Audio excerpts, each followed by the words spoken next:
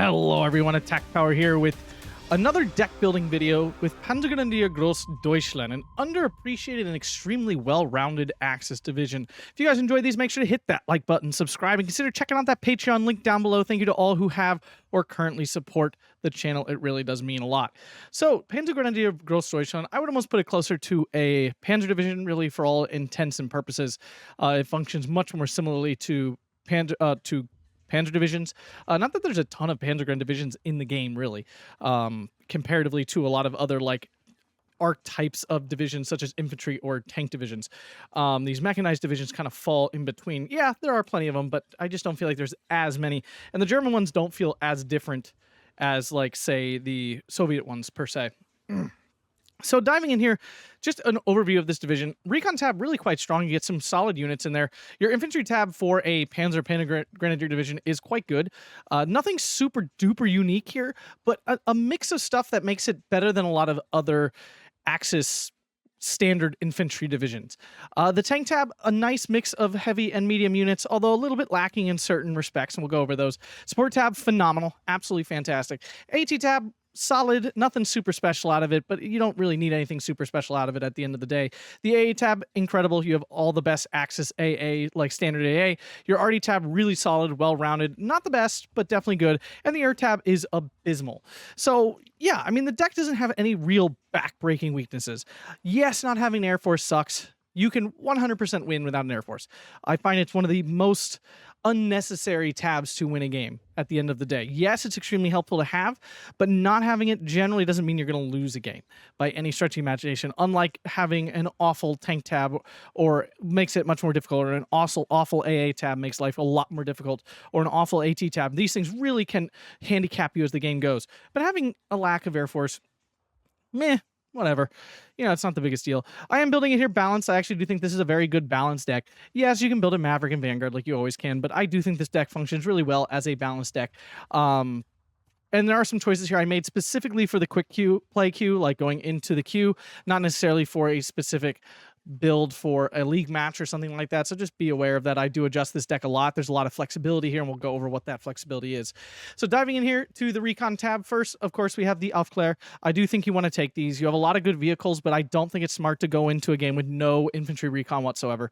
And these 15-point Atkpwr can really get the job done for them. Should, if you're careful with them and you post them up in some nice spots, should get you a lot of information throughout the entirety of the game.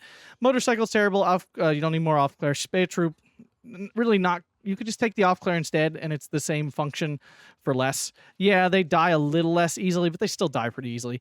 And then we didn't take the SDK as a 250/8 because we have a unit very similar to this in the support tab, so it's kind of redundant to take these as well, where you don't have as many slots, when you could be taking these fabulous Atkpwr Panzer 38Ts, which are lovely, lovely autocannon tanks.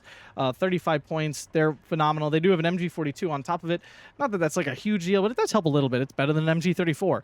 Autocannon does really well. Armor is pretty good, actually. They can take on like PTRDs and stuff relatively well.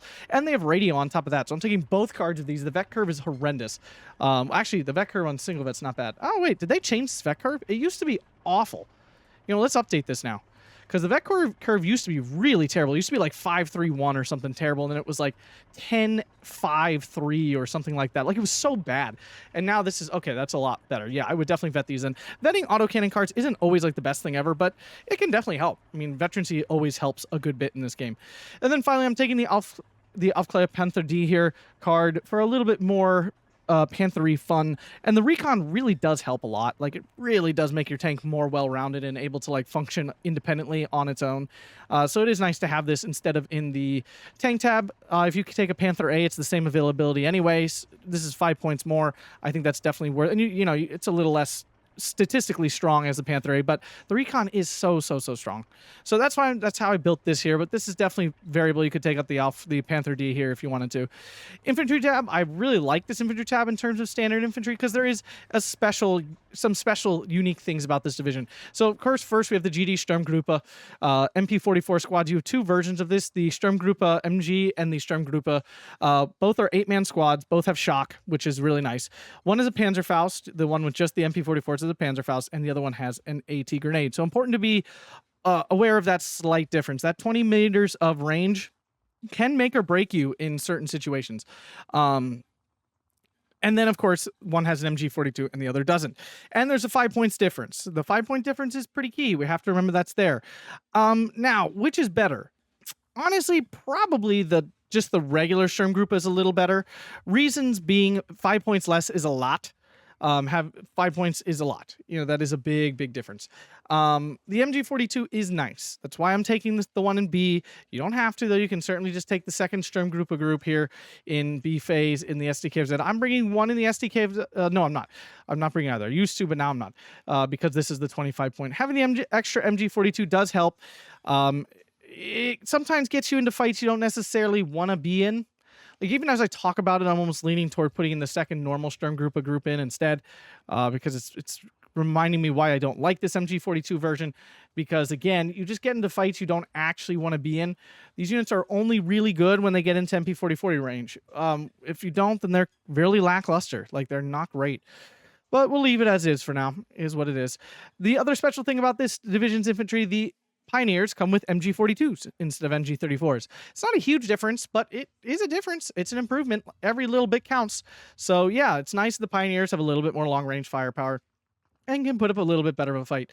Then I'm taking the Pioneer in A phase. Always love those for their 20 points. Taking them in the SDKZ, though, 251/7. You do have some fun half-track options in this division. You can take the flak one for 30 points.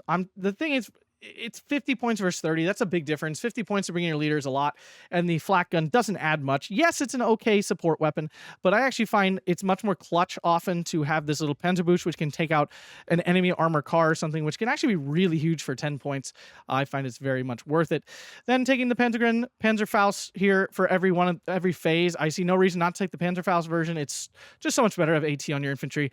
B phase, we have the Sturmgruppe, the Sturm Pioneer here. You definitely need you have space for CQC, so you should take the CQC. No, Sturmgruppe are not CQC replacements. They are not that good at CQC that you should be taking them thinking they're going to dominate a forest. By no stretch are they going to do that. They are fine to have. They're helpful. They're a nice little buff to your CQC power, but it's not like, whoa, this is a CQC division now. So yeah, C-phase card of Panzergrenadiers, bringing those in the half-track. Really no other half-tracks here. I don't like my units coming in really slow with the 5-point penalty on their price. But once you get to C phase, like, who cares? You have points upon points upon points of balanced deliciousness. Units I'm not taking, again, the Sturmgruppe could go in here for the MG Sturmgruppe. Definitely something you can consider. Pioneers, more Pioneers if you really want them. The leaders, I don't find these leaders to be better. They're 5 points more for no advantage, essentially. And then you have the non-Panzerfaust Panzergrenadiers. Why you would take those over the Norm ones, over the Panzerfaust ones, I have no idea. You get 3 more in C phase. Who cares? Like, honestly, who cares? Tank tab. So we have Panthers, we have Tigers, and then we have 1 card each of Panzer IVs and Stug 3s. It's very important to note that you are pretty low on medium tanks. Yes, you could take the Stug 3 card, but you only get 2 of them in A, and that's it. They're phase locked to that, which to me is not really super worth it. That's not actually helping you out all that much, and not worth an entire card in your tank tab. So you are kind of limited to a lot of heavy tanks. Like, that's kind of what you're dealing with. You have to be a little bit more sparing with your medium tanks so you don't run out of them super early. You really can't wait till C phase to get more. I do think the AB is the way to go. So your Panzer IV, Stug 3 card in A and B here. It does give you 12 medium tanks. It's not like you have none. It's just that you don't have a lot. So it's just one of those things that can come up from time to time, because having to send Panthers and stuff up close is definitely not what you want to be. Panther A, bringing that in A to have a Panther in A phase here. In B phase, I am taking the Tiger E Fier. The reason being the availability. Panthers are only coming in with 2 of them at 1 vet, and Panthers really suck at no vet. They just really do. They're just really not good there. So I'm bringing the Tiger Fier, and having more leaders is nice. It's allowing me to shave off some leaders elsewhere because I have these 5 leaders in the tank tab. And finally, C phase, a Panther A card with that 1 vet. It's not a ton of tanks. You're not like spamming tanks out, so just be careful. Now, there are a lot more Tigers and Panthers to bring if you want them. It's just for 1v1 not the best way to go about it, right? I mean, certainly if you're playing a 2v2 or something, yeah, get more Panthers, get more Tigers in here, have at it. But maybe not for 1v1. It's really not the way to go. Support tab, absolutely phenomenal. You have a bajillion good choices here to pick from. We're taking the Flammenwerfers, of course. SDKZ 251/9D. This unit is phenomenal with a 100mm heat shell. This is the same gun as the SPW 22 233. There we go. 233 with the high 2.2 damage HE, along with the heat shell here. Just really strong, 12 rounds a minute, 1,500 meter range. Wait. Oh, the heat's 1250. Excuse me, 1,500 on the HE shell. I knew it was 1,500 some way. All for 25 points. Excellent unit for the beginning of the game for just blocking at your opponent, taking out all of their half-trackness and armor cars and stuff. This unit is just fantastic. MG42 is pretty standard. 242 here for A phase. B phase, the Grilla, bringing 8 of those for all the 2K HE fun. I don't want to be running out here. And I'm actually going to switch this out. I am going to put the Panther in here in A phase. It's very common to do this. You get the commander. Essentially, if you think about it this way, a normal infantry commander is 110 points, right? So basically, let's say the commander itself, the actual commander ability costs 110 points because you're not paying for a squad. All right, okay, fine. It's 100 points. You're 10 points for the 4-man crap squad. So it's 100 points for commander. Essentially, the concept here is that you are getting a Panther for 90 points, right? Because you're paying 100 points for the commander, and then it's like basically for 90 more points, you get a Panther. So that's the argument. Yeah, 190 points is a lot for A phase. It certainly is. But a Panther can hold in A phase can really do a lot of damage. If your opponent's not ready for it, it can really hold up in advance, especially against divisions that are a lot of medium tanks and stuff. This thing absolutely shreds those. You do want to make sure you have some AA out for it. You don't want it sitting out. And if things get hairy, just hide it. Put it somewhere so that you still get the commander ability, but you have this Panther to pop out from time to time when you want it. So definitely something we see a lot of high-level players do pretty often. Hopping over into the anti-tank tab. There's not a lot of options here, but what's there does get the job done. I'm not taking any Panzerschrecks. I'm actually not sure why I'm not. This is really ballsy not to have any Panzerschrecks. I don't like it. I'm changing it right now. Yes, no A phase 2K HE. Gonna be punished for it, I'm sure. But I love me having some Panzerschrecks here. There we go. I feel better now. Martyr 3Ms, lovely little AT tanks here. You could take the second card as well if you're feeling froggy. These are not medium tanks, but they do trade really well with medium tanks at only 50 points and can kill basically any medium tank in the game. We then have 2 cards of Pack 40s here to round that out. There's the Pack 41 Gerlich. If you are really terrified of IS-2s and King Tigers and things of that ilk, then take your Gerlich. Otherwise, there's not a lot of purpose for this weapon in the game. 1,500 meters is fine. It's not like super short range, but it's also not very long either. 245 millimeters of penetration is great, but it only does 4 damage. So you have to pen 3 times to get a kill. 10 rounds a minute is fast, but not that fast really at the end of the day when you consider it's the same as the Pack 40. This unit fills a very, very, very specific niche that you don't run into super often. I would say 1 out of 5 games this unit is relevant, so I don't find it necessary to take up one of your somewhat precious AT slots on this unit, where a Panzerschreck does a lot more damage at close range than this unit does at long range. So that's the argument for that build. AA tab here, just phenomenal choices. You have the Flak 43, 37 mil, which is fabulous. I'm bringing one in A, N, and C phase here. B phase, SDK of Z71, 20 mils garbage. Mobile wagon is a Flak 43. The problem is you don't get any veterancy on it for the same availability, so that's why I'm not taking it. 88, really not great AA pieces, and you don't need more long range AT. You have tanks for that, so no reason for this unit here, in my opinion. And yeah, now option here is to reduce your AA tab a little bit, right? We can cut this back. If you're good on your micro with the SDK of Z71, you can cut that back, and then you can go back in here and get your Stu 42 instead. You can do this. That's a very viable option. If you really are concerned about your AA, you can cut this Flak 43 and put a mobile wagon in instead. You'd only have 2 AA pieces in A, but I mean, if you're moving it, that you can keep them alive and they'll do plenty of work. It just kind of depends on how you want to build that tab.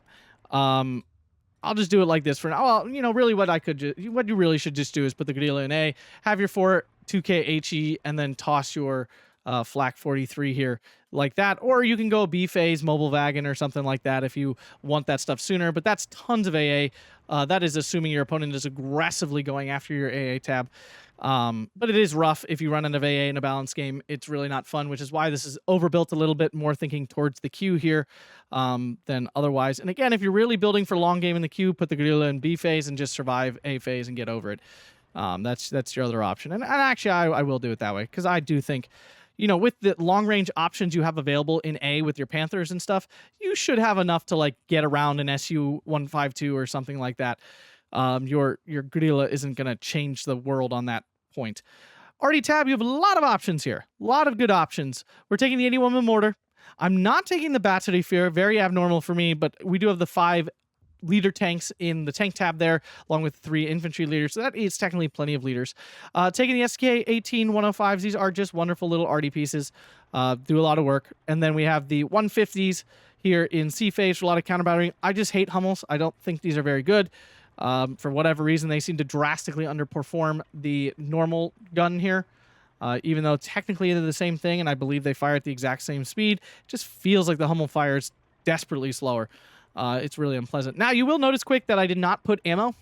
I'm eschewing the ammo because the 81 mortar can generally get pretty close to getting through most of A phase with its one loadout here.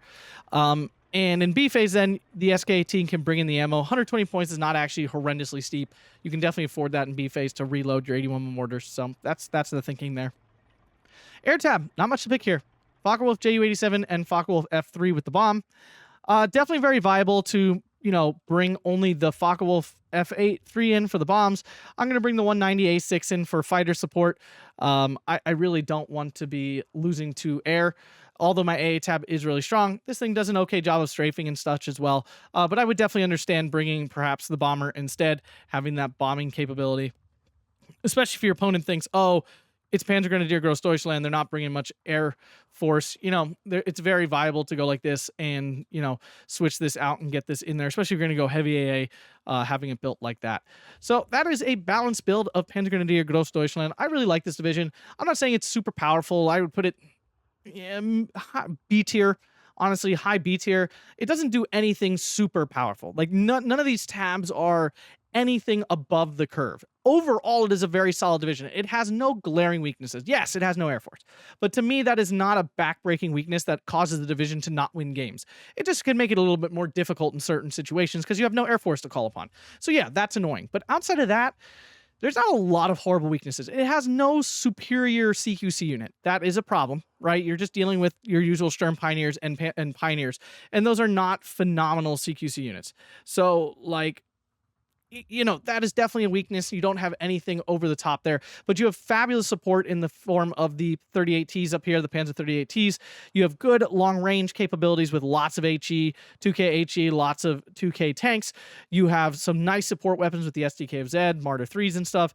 Good AT if you want it. AA is phenomenal. RD tab is whatever you want it to be. It's got a lot of great tools. It just doesn't have anything that's uniquely powerful, which is why it doesn't sit at a higher tier in my opinion. It is a very solid division that I'm happy to take into the queue and feel like I have a good chance on nearly any map.